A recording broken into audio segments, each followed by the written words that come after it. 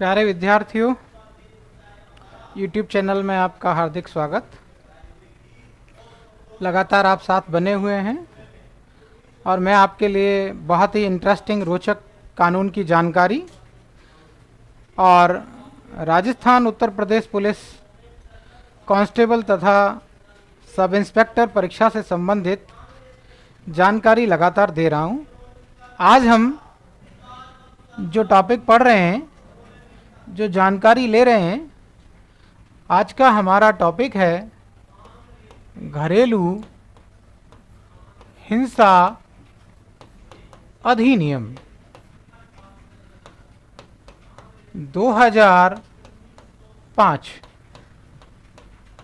ये आज का हमारा टॉपिक है। इसे हम डोमेस्टिक वायलेंस एक्ट भी कहते हैं। डोमेस्टिक वायलेंस एक्ट 2005 भी कहते हैं। पारित वर्ष की बात करेंगे तो ये एक्ट 2005 में पारित हुआ है और इस अधिनियम को, इस एक्ट को 2006 में लागू कर दिया गया। बात आती है कि यह अधिनियम बनाया क्यों गया, तो इस अधिनियम का उद्देश्य है घरेलू हिंसा को रोकना। घरेलू हिंसा को रोकने या महिलाओं को घरेलू हिंसा से सुरक्षा देने के लिए ये कानून बनाया गया। हम ये जानें कि कोई भी एक्ट हो, उसका सेक्शन 1 धारा 1 हमको 3 प्रकार की बात बताता है। पहली बात बताता है उस एक्ट का संक्षिप्त नाम, दूसरी बात बताता है उसका विस्तार क्षेत्र और तीसरी बात बताता है लागू होने की तिथि। कोई भी एक्ट होगा, हर एक्ट की धारा 1 यही 3 बात बताएगी: संक्षिप्त नाम, विस्तार क्षेत्र, लागू होने की तिथि। वर्तमान में यह अधिनियम संपूर्ण भारत में लागू होता है। इसे घरेलू हिंसा अधिनियम 2005 के नाम से जाना जाता है और 2006 में ये कानून एक्ट लागू हुआ। नेक्स्ट बात करेंगे हम इसके धारा 2 की। धारा 2 में कोई सा भी कानून या एक्ट हो, उसकी धारा 2 उसमें वर्णित शब्दों को परिभाषित करती है। यहाँ पर प्रमुख रूप से हम एक परिभाषा जानेंगे। वो परिभाषा है प्रत्यर्थी। प्रत्यर्थी से यहाँ मतलब है ऐसा व्यक्ति पुरुष जो व्यथित व्यक्ति के साथ घरेलू नातेदारी में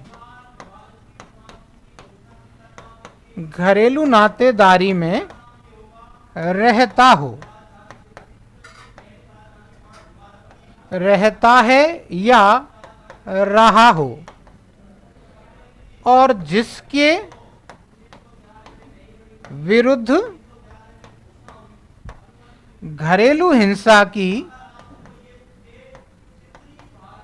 शिकायत की गई हो। यानी कि प्रत्यर्थी वो पुरुष है जिसके खिलाफ घरेलू हिंसा की शिकायत की गई है।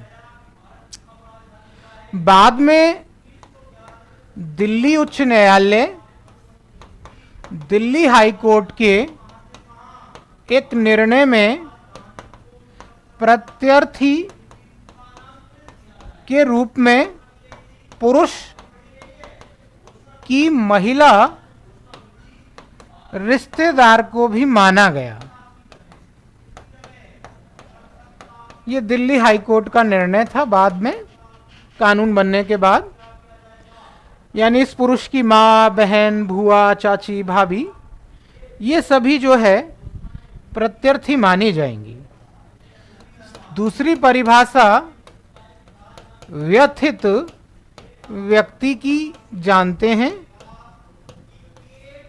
व्यथित व्यक्ति से यहां अभिप्राय ऐसी महिला से है जो प्रत्यर्थी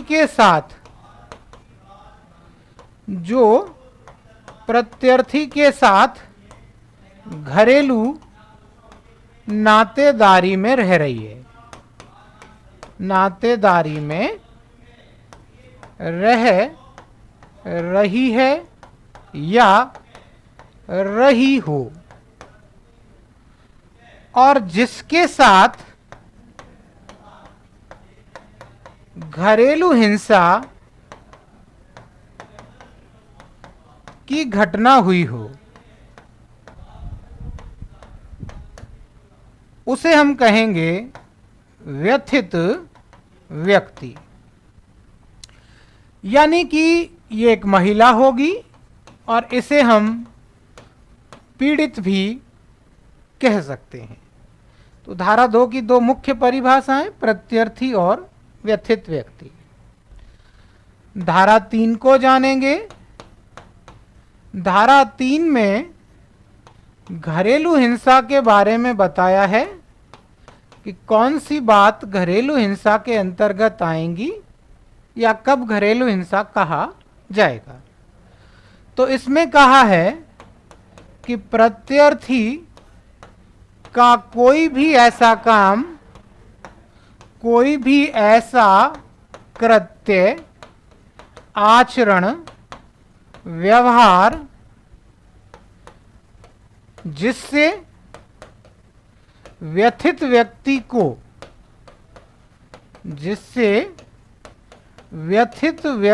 को शारीरिक अथवा मानसिक क्षति पहुंचे, उसे हम कहेंगे कि उस महिला के साथ, व्यथित व्यक्ति के साथ घरेलू हिंसा हुई है। इसके अलावा व्यथित व्यक्ति का शारीरिक दुरुपयोग हो, यानी उसके साथ कोई मार पिटाई हो, उसको काट खा लिया जाए, नोच लिया जाए, लात मारी जाए, मुक्का मारा जाए, बाल पकड़ के घसीटा जाए, ये सारी बातें शारीरिक दुरुपयोग में आएंगी। लैंगिक दुरुपयोग, लैंगिक दुरुपयोग के अंतर्गत ये आता है कि प्रत्यर्थी यदि उसे अश्लील साहित्य देखने के लिए जबरदस्ती करे, कोई पोर्नोग्राफी या अश्लील मूवी या ब्लू फिल्म या बीएफ उसको दिखाए जबरदस्ती उसकी मर्जी के बिना, तो उसे लैंगिक दुरुपयोग कहेंगे। मौखिक दुरुपयोग की बात करें तो उसको ताने मारना, गालियां देना, उसका अपमान करना, ये सब बातें मौखिक दुरुपयोग में। और आर्थिक दुरुपयोग की बात करें तो उसके लिए दवा की व्यवस्था नहीं करना, चिकित्सा नहीं कराना, रहने के लिए व्यवस्था नहीं करना, आवास खान पान की व्यवस्था नहीं करना, ये सारी बातें आर्थिक दुरुपयोग में आएंगी। अगर कोई व्यक्ति ऐसा आचरण इसके साथ करता है, यानी प्रत्यर्थी का ऐसा व्यवहार या आचरण या कृत्य जो व्यथित व्यक्ति के साथ इस तरह का दुरुपयोग करेगा, तो वो भी घरेलू हिंसा कहलाएगा। इसके अलावा अगर प्रत्यर्थी व्यथित व्यक्ति के किसी रिश्तेदार को दहेज की मांग को लेकर धमकाता है, धमकी देता है, प्रताड़ित करता है, तो भी माना जाएगा कि उसने घरेलू हिंसा की है, तो ये माना जाएगा। तो धारा 3 में हम जानते हैं कि घरेलू हिंसा कब घटित होगी या कब ये माना जाएगा कि व्यथित व्यक्ति या महिला या पीड़ित के साथ घरेलू हिंसा हुई है। जब किसी महिला के साथ या व्यथित व्यक्ति के साथ ऐसा होगा तो धारा 4 में घरेलू हिंसा की सूचना दी जाएगी।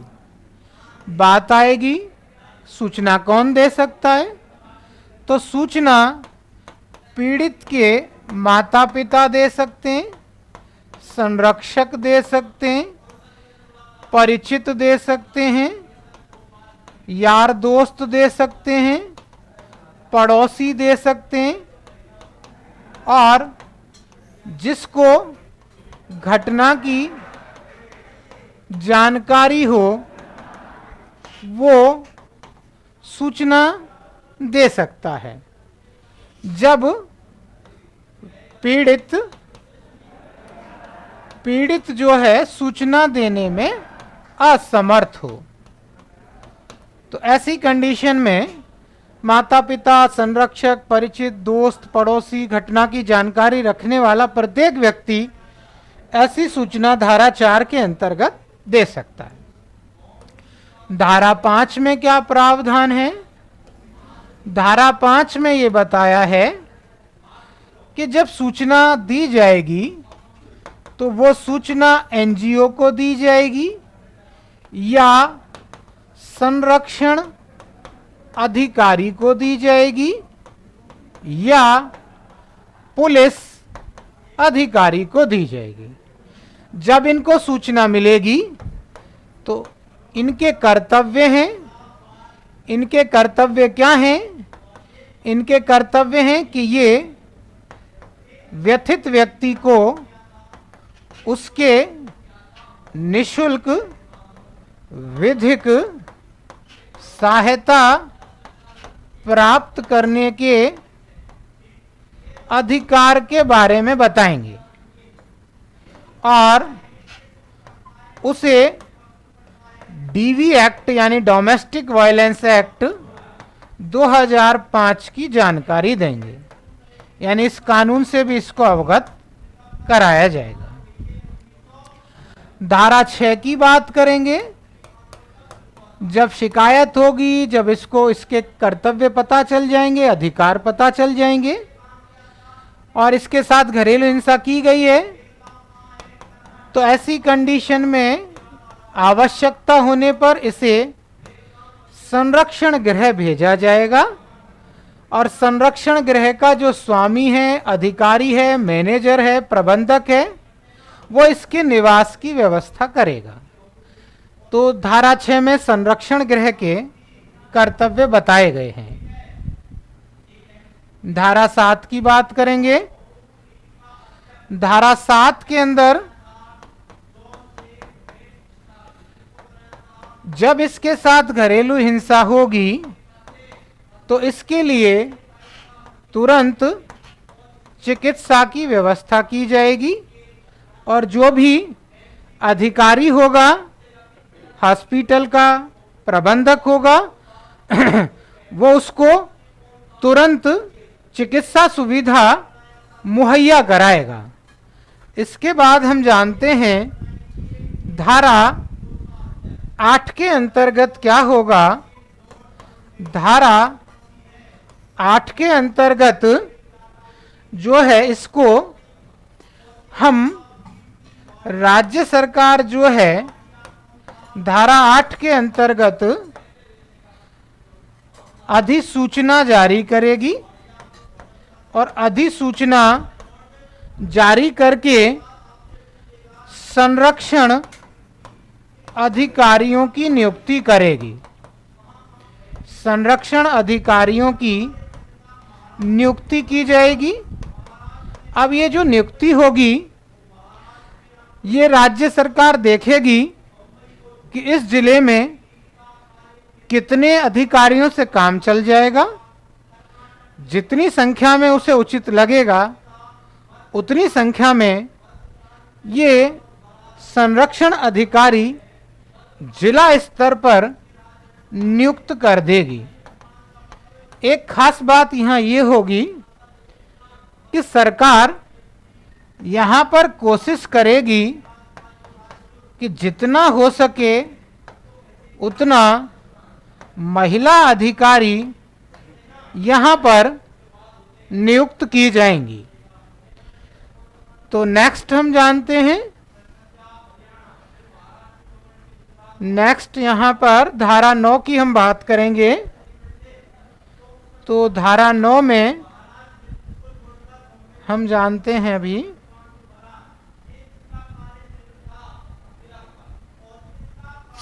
धारा 9 के अंदर ये बताया गया है कि सरकार के क्या कर्तव्य होंगे।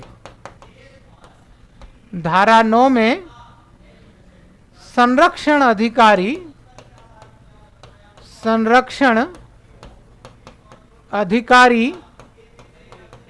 के कर्तव्य की बात की है। संरक्षण अधिकारी के क्या कर्तव्य हैं वो धारा 9 में बताए गए हैं।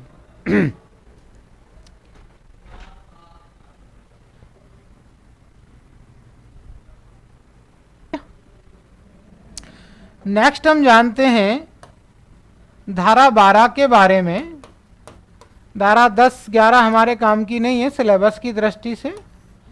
धारा 12 के बारे में जानते हैं, जो बताती है न्यायालय में आवेदन कैसे किया जाएगा। तो न्यायालय में जो आवेदन किया जाएगा वो विहित प्रारूप में होगा, और जब आवेदन किया जाएगा तो न्यायालय आवेदन की तिथि से 3 दिन के भीतर की तिथि प्रथम सुनवाई तिथि तय करेगा। प्रथम सुनवाई तिथि तय करेगा, और प्रथम सुनवाई तिथि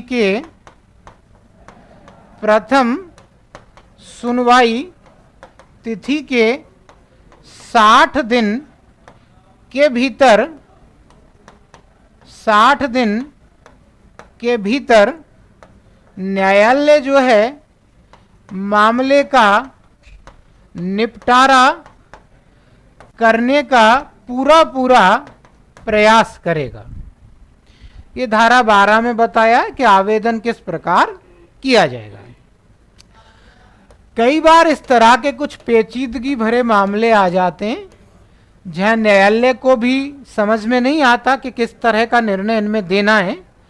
तो उस समय न्यायालय धारा 15 के अंतर्गत कल्याण विशेषज्ञों यानी एक्सपर्ट की सलाह ले सकता है या लेता है। इन लोगों को सलाह के लिए बुला लेगा और इन मामलों में सलाह लेगा। धारा 16 की बात करें, जब भी किसी मामले में न्यायालय को प्रार्थना पत्र पेश किया जाएगा कि ये जो मामला है इसकी कार्रवाई बंद कमरे में की जानी चाहिए, तो ऐसी कार्रवाई को न्यायालय बंद कमरे में करने का आदेश दे सकेगा। तो बंद कमरे में कार्यवाही का किया जाना धारा 16 में बताया गया है। अब हम इस एक्ट के प्रमुख बिंदु जो हैं जानते हैं। धारा 18 में संरक्षण आदेश दिया गया है। जब भी किसी व्यथित व्यक्ति के द्वारा जिस जिस बात की मांग की जाएगी उस बात के लिए उचित होने पर न्यायालय आदेश पारित करेगा। तो प्रोटेक्शन ऑर्डर धारा 18 में दिया जाएगा और धारा 19 में व्यथित व्यक्ति के लिए आवास या निवास आदेश जो है पारित किया जाएगा, निवास आदेश पारित किया जाएगा। उसके अलावा यहाँ पर मौद्रिक अनुतोष का आदेश दिया जाएगा। मौद्रिक अनुतोष में उसको जो क्षति हुई है उसकी पूर्ति का आदेश न्यायालय देगा। उसके अलावा एक आदेश यहाँ पर शिशु की अभिरक्षा के लिए दिया जाएगा। शिशु की अभिरक्षा का आदेश सामान्य परिस्थितियों में अगर 3 साल से कम का शिशु है तो ऐसे शिशु की अभिरक्षा माता को दी जाएगी। नेक्स्ट हम जाने धारा जो 22 है वो ये बताती है हमको, धारा 22 की हम बात करें तो धारा 22 में प्रतिकर आदेश की बात की है। प्रतिकर आदेश का मतलब है कि जो व्यथित व्यक्ति ने मांग की है कि उसको शारीरिक मानसिक क्षति हुई है, उसकी मानहानि हुई है, उसका चिकित्सा पर कुछ व्यय हुआ है, तो इनके खर्चों के लिए भी डिमांड की गई है, तो इन सब का आदेश भी धारा 22 में न्यायालय पारित करता है। इसे प्रतिकर आदेश कहते हैं। धारा 24 की बात करेंगे। धारा 24 में न्यायालय प्रत्यर्थी को, व्यथित व्यक्ति को, एनजीओ को अथवा जिसके माध्यम से मुकदमा आया है पुलिस अधिकारी को, प्रोटेक्शन ऑफिसर को जो है एक एक कॉपी आदेश की निशुल्क देगा, यानी फ्री में इनको एक एक कॉपी दी जाएगी। धारा 27 की बात करेंगे। धारा 27 हमें न्यायालय का क्षेत्राधिकार बताता है, यानी ज्यूरिडिक्शन बताएगा कि किस जिले के जिला न्यायालय में ऐसा मामला या आवेदन किया जाएगा। तो ऐसा आवेदन जहां पति पत्नी रहते हों उस जिले में किया जा सकता है, जहां निवास करते हों यानी रहते हों, या जहां कारोबार करते हों, और जहां अंतिम बार साथ रहे हों, उस जिले के न्यायालय में ऐसा आवेदन किया जा सकता है। या जहां पर ऐसा मामला उत्पन्न हुआ हो उस जिले के न्यायालय में क्षेत्राधिकार होगा। नेक्स्ट धारा 29 या सेक्शन 29 जानते हैं। ये बात करेगा अपील की। अगर किसी पक्ष को न्यायालय का आदेश मंजूर नहीं होता है तो वो उसके खिलाफ, उसके विरुद्ध उससे ऊपर वाले कोर्ट में जो है उस मामले के विरुद्ध अपील कर सकता है। तो जो न्यायालय का आदेश है उस आदेश की तामील होने के 30 दिन के भीतर जो है इससे ऊपर वाले न्यायालय में अपील की जा सकेगी। ये धारा 29 हमको अपील की बात बताती है। नेक्स्ट मोस्ट एंड इम्पॉर्टेंट है सेक्शन 31, जो कहता है कि अगर कोई न्यायालय के आदेश की अवहेलना करता है, यानी पालन करने में चूक करता है, तो अवहेलना करने पर क्या दंड या शास्ति होगी, इस बारे में बताती है धारा 31, जो कि डोमेस्टिक वायलेंस की हमारी परीक्षा की दृष्टि से सबसे महत्वपूर्ण और अंतिम धारा है, क्योंकि इससे संबंधित पनिशमेंट अथवा दंड पूछे जाने की इस टॉपिक से पूरी संभावना